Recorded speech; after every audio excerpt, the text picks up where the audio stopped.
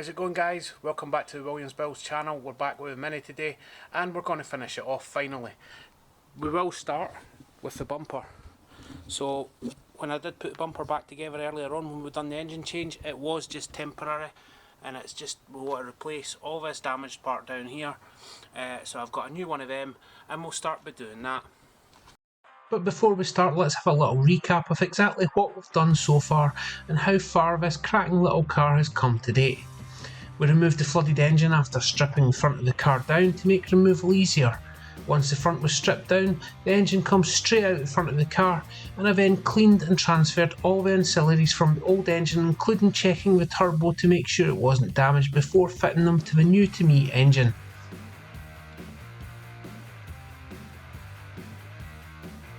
Once everything was transferred over, I then refitted the clutch and fitted the gearbox and shoehorned the engine back in exactly how it came out. Thankfully, even though it's a relatively decent sized engine in a small car, it does go in quite easy.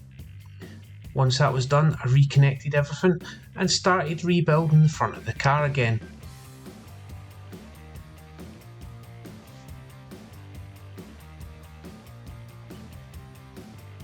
As you can see here, there was a lot to reconnect and I had to make sure everything was perfect as I want this car to be 100%, as the little performance car deserves to be right so there's no problems in the future. Then, the engine was also fully serviced at this point too, and I then started the car and fired it up first time. I then continued to rebuild the whole front end temporarily as I still have some minor damage on the front bumper to repair just to make this little car perfect. The bumper is just a few bolts, so it is easy to remove at any time, and the headlights were also fitted with brand new adjusters as the old ones were a little seized.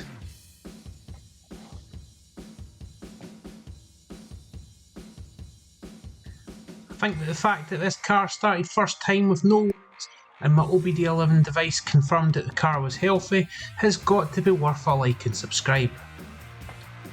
After that, I then fitted some brand new John Cooper Works Pro suspension that I got from Rybrook Stratford Mini, and that made the spec of the car just that bit more special and really complements the rest of the car. After that, a good road test showed just how nice this little car is. Then, as I promised before, it was time to strip down the engine to inspect for damage. Initially, the cylinder head looks spotless and there's absolutely no sign of any damage in the top end of the engine. Even the cams don't have any markings or scoring and they turn freely, so the damage must all be in the bottom end. But once all the head bolts are out, we'll surely see where the problem is in the pistons.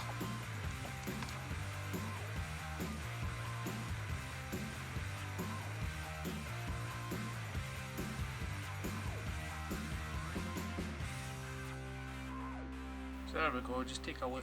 That's why we're changed the mini engine. Pistons are seized solid and the aluminium liners are pretty rusty, so that would have been a major rebuild task, and it was in fact easier just to change the engine in this case. So yeah, that block's scrap. The cylinder head itself isn't actually too bad. The pistons over there are obviously wrecked, but the cylinder head itself actually looks okay, but there's also no damage to like the camshafts, and doesn't seem to be much scoring there, but as I say, we're just got to scrap it anyway. And the new engine's already in, so there's no point in doing anything with this one. So with the bumper fully off the car, I should be able to just unclip this whole section. It does look as though it can come off, so we'll give that a try now. Thankfully, this bumper comes in a number of different sections and a new bottom section which was just £130, which was so much better than repairing the damaged one. It's all held in with clips which can be a bit brittle, so you have to be careful when clipping them in or taking them out using just a screwdriver. All the little grills are removed and thankfully none of them are damaged and they can all go again.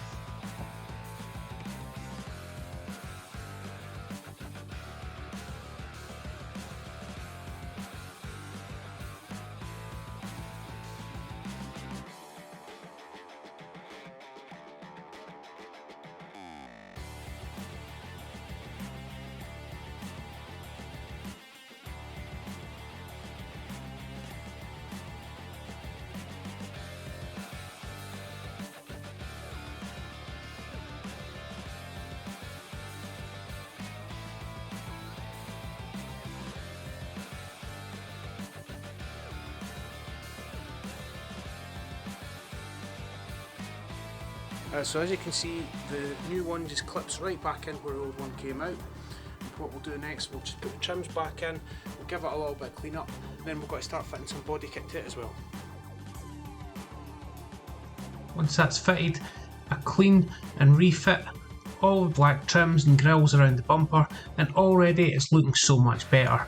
One thing to be mindful of though is just to make sure all the clips are still tight, which thankfully mine were, or the bumper could start to fall to bits down the road. If that's the case, you can always use some Tiger Seal just to bond everything back in and make it tight again.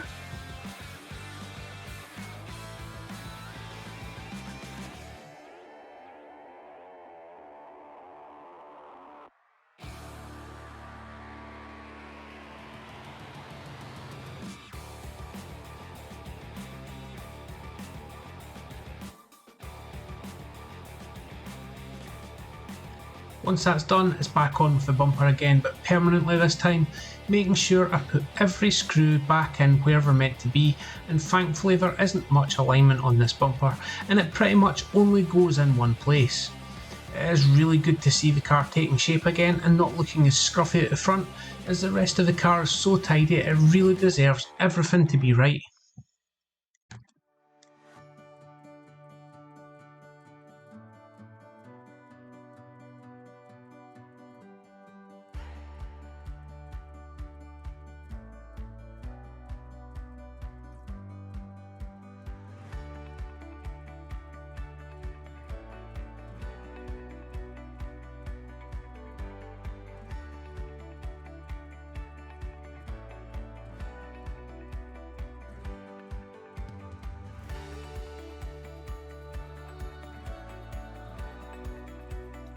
The wheel arch surrounds just clip back in, and the undertray in the car goes on with just a number of 8mm bolts, and that puts the car pretty much all back together again.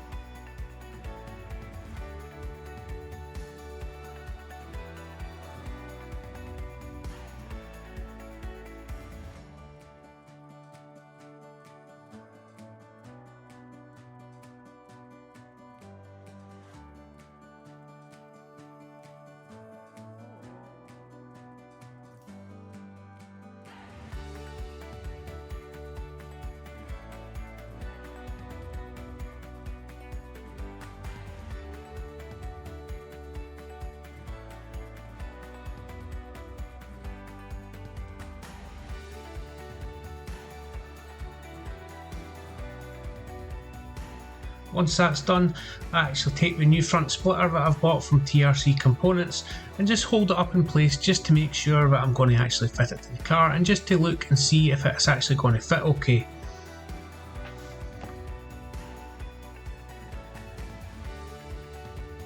And to fit the front splitter, I get Sarah and Ryan to hold it in place while I drill some pilot holes just to ensure the splitter's lined up and I can continue fitting it.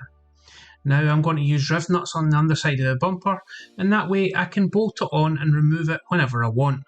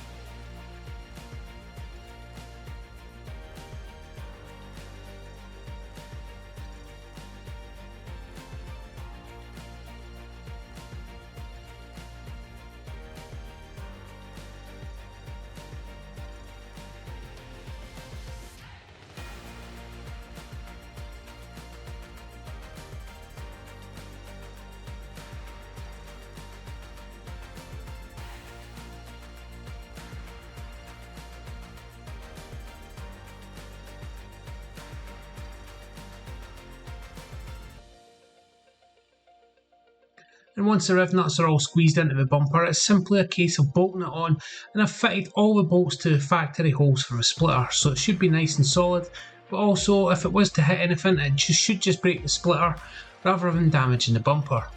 And this really does make a difference to the look of the car. It looks so much more aggressive now, and I can't wait to see it on the ground. And it really will complement the lower suspension and just the overall look of the car.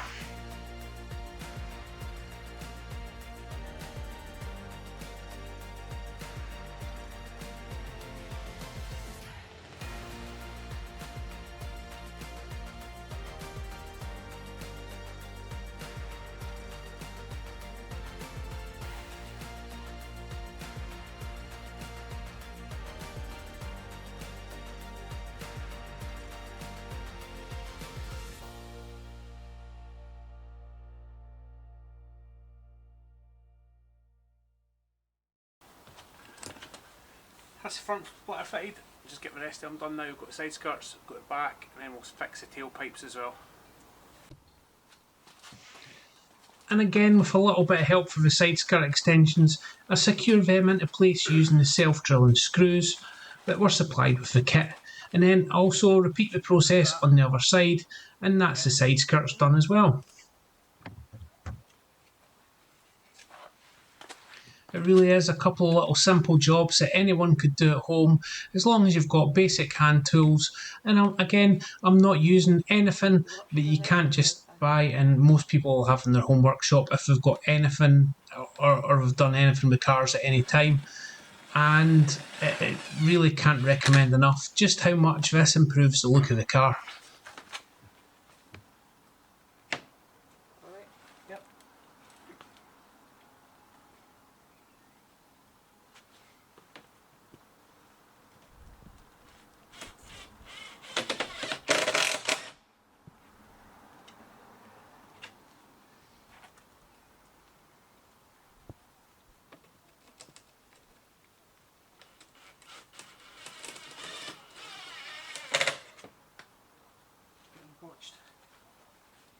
We're getting watched.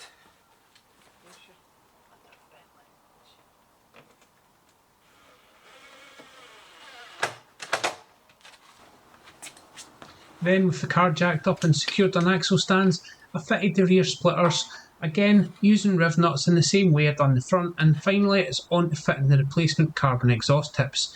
Now be careful when ordering the tips, as when you order the standard ones they are too big and don't fit the Pro exhaust, so luckily I sold them on to a friend with a standard John Cooper Works and then reordered the correct ones in the right size for the Pro exhaust. These tips just slide in place and tighten up with one little Allen screw each on the bottom once you've aligned them up properly, and it really does make a difference to the look of the back of the car. It looks so much more complete now, and it just complements the rest of the body kit.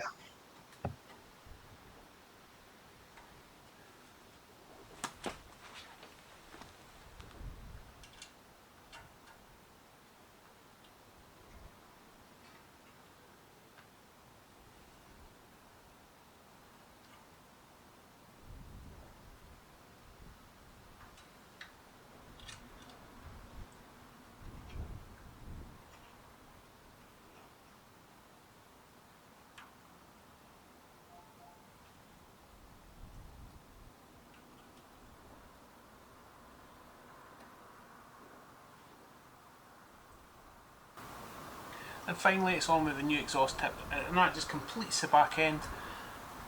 Apart from the spoiler, we'll do the spoiler next, once we get the car back down the ground. And then that's the car pretty much done.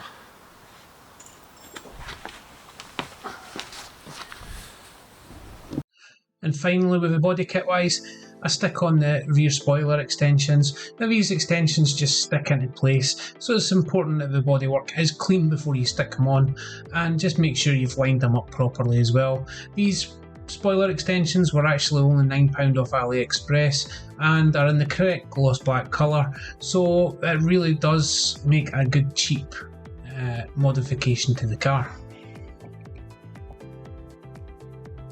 Now I still have the discs and pads to change, but one of the things on the dash was that it was due a brake fluid change, so I'll do that whilst I'm waiting on the discs and pads to arrive.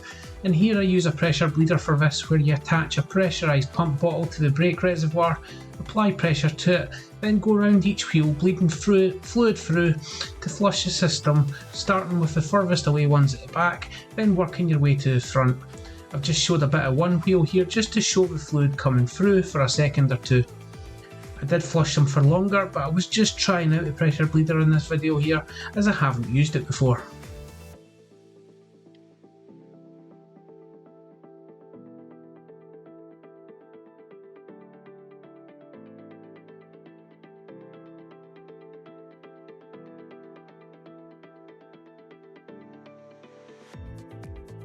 Then I fit a brand new battery to the car, as the one in the car was original 9 years old, which meant it was now struggling to hold a charge, the stop start wasn't working, and it was struggling to start at times.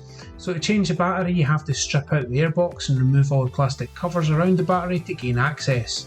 Then it's two 10mm nuts to remove the terminals and one 13mm to remove the battery clamp, and the new battery, once the old one's out, slots right into place. Once that's done, I can then rebuild everything that I've just took out, and the car, apart from the brakes, is now mechanically complete.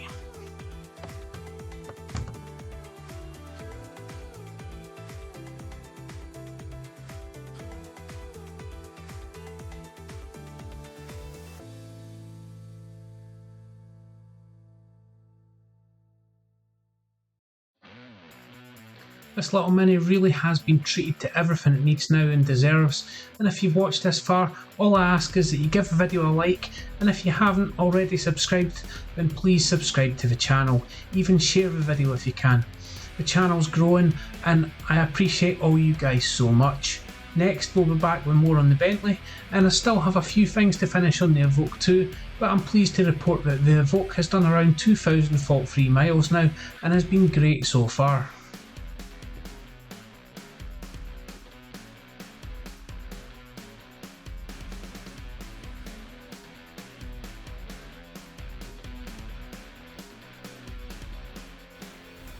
So now that the battery's changed in the car, that brings me to today's sponsor.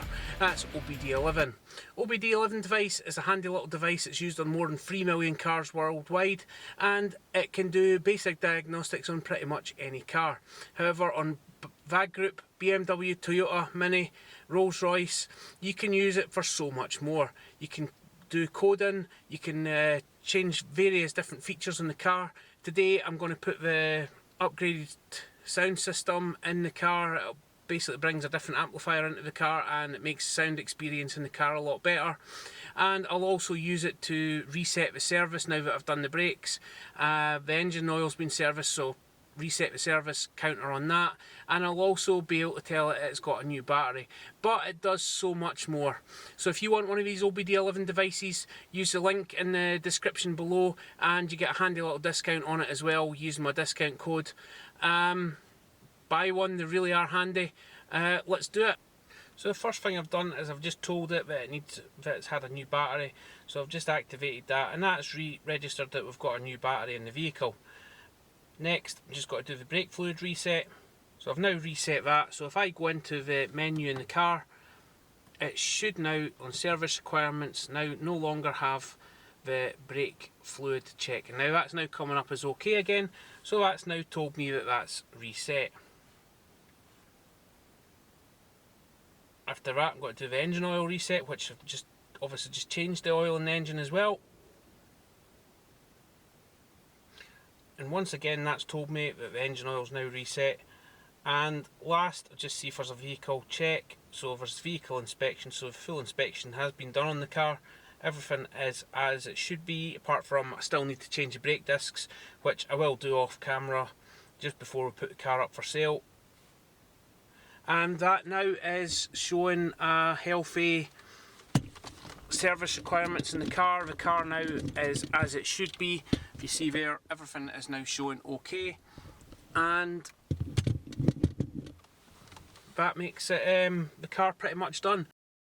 And the last thing, just to finish the car off nicely, is some fresh number plates. You really can't beat some fresh number plates on a car, especially when the old ones were tin ones and they had the Kazoo logos on them and they were getting a bit tatty, so it really just makes a nice difference. And now, The car is done.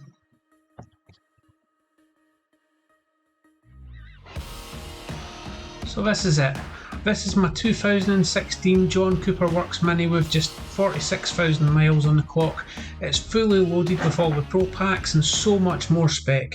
It looks and drives perfect and really has turned out to be a great little project.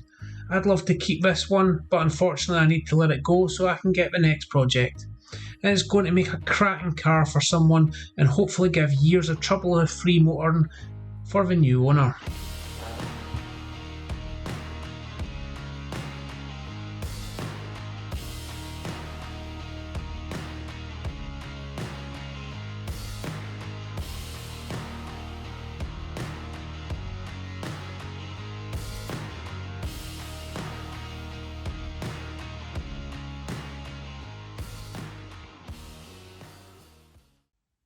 And that's it for a mini build. I've had so much fun building this one. It really was a good challenge doing the engine in it. I had a lot of good time with it.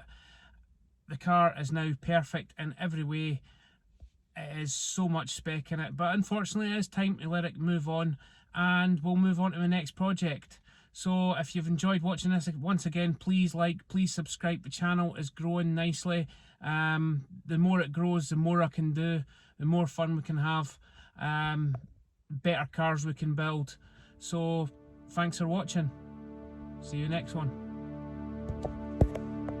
There's a fire